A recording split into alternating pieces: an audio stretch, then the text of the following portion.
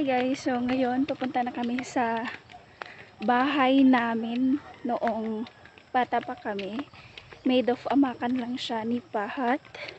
At ngayon ay gigibain para gawing base sa paggawa ng kusina doon sa bagong bahay namin doon. Ngayon, maggigiba na kami. At itra-transfer namin yung mga ligi, yung mga malalaking kahoy para maging base sa gagawing kusina doon. Update ko kayo mamaya. Bye!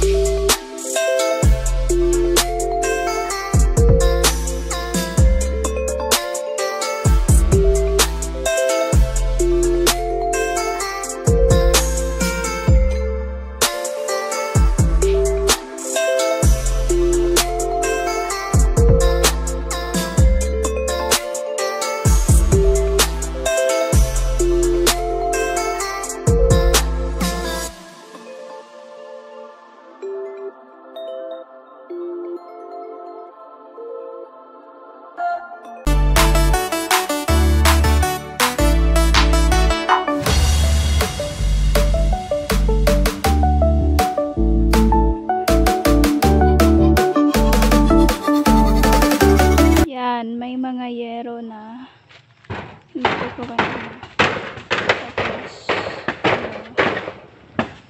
kahoy na matibay, dalawa matibay to. Bata pa kami pero hanggang ngayon matibay pa rin. Ang bigat nga eh. Tapos nagigiba pa rito. May yan. Tapos may kuno malaki dito. May taso sa loob. Kun.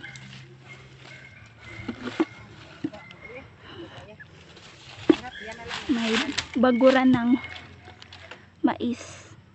To. Comment down below kung sino yung nakaka-relate nito nung kabataan nila. Tapos grater ng cassava or kahit ano yan. Kero to na binutasan ata ng ng binutasan lang yero. Tapos may orasyon daw dito. Orasyon ng taihan.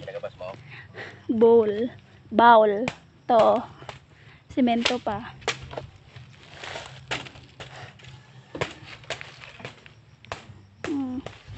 May ano pa dito.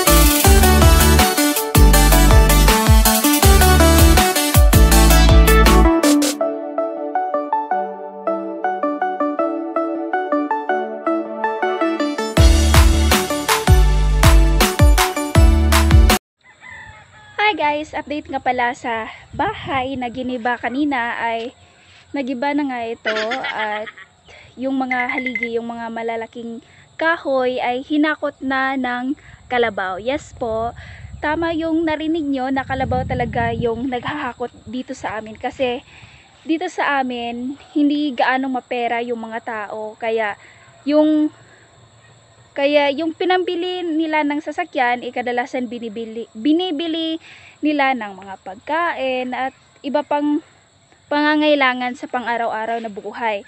Kaya kadalasan walang mga sasakyan yung mga tao rito.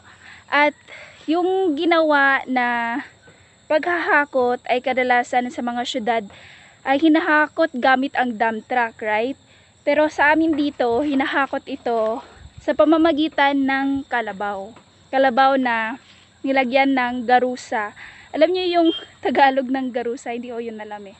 Basta yun yung parang kinakabit sa kalabaw para magsilbi itong koneksyon ng kalabaw at ng hahakutin niya. Ito yung pang ang ganitong way ay kadalasan mga mga ancient pa yung kadalasang gumagawa nito. Pero still, dito sa bukid namin, dito sa probinsya namin, sa Bohol, meron pa ring mga ganitong practices. Like yung paghakot ng mga gamit yung mga hayop. So, mamaya ipapakita ko sa inyo kung paano ito ginagawa. At paano ang isang kalabaw hahakutin niya yung mga haligi. Tama ba yun? Pasensya na kasi hindi ako gaanong magaling sa Tagalog kasi Bisaya kasi ako. Nakita niyo naman, napansin niyo siguro yung mga salita ko hindi gaanong tumpak sa mga lingwahe ng Tagalog, kaya pasensya na po. Tao lang din. Kasi small YouTuber pa lang ako. New bloom pa lang. Antayin muna natin dito yung kalabaw. So, dito while nag-aantay ako, nagsaing ako ng saging. Yan. Papakita ko sa inyo. Wait lang. Ito yung saging. Kita nyo? Yan, saging. Ito yung kadalasang mini-merienda ng mga tao rito. Lalo na ako, isa ito sa mga paborito kong pagkain. Lalo na pag tag-ulan. Kasi masarap yung saging tapos isasawsaw mo yun sa bagoong na may luya o may kalamansi. Masarap yun, promise. Tikman nyo. And comment down below kung sino yung nakaka-relate sa akin sa ganitong buhay na sino yung nakakakain na ng saging na hilaw at dinidip lang sa bagoong na may kalamansi o luya. Comment down below para pag may oras ako, babasahin ko yung mga comment nyo at magchikahan tayo doon sa comment section. Okay, update ko muna kayo pag dumating na yung kalabaw na may karga ng mga kahoy. Bye-bye! Yan na yung mga nahakot kanina ng kalabaw. Bale, pang-apat na balikan niya ngayon pag dumating na yung kalabaw. Yan. Galing yan sa giniba na bahay namin doon. Antayin natin yung kalabaw.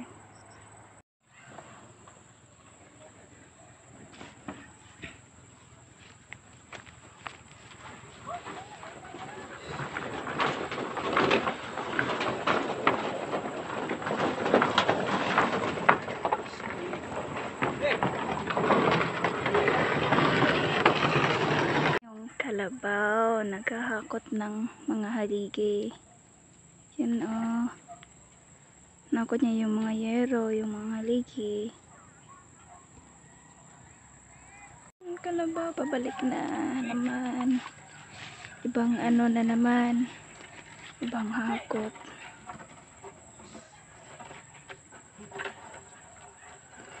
Alam niyo ba guys na may command din yung mga kalabaw.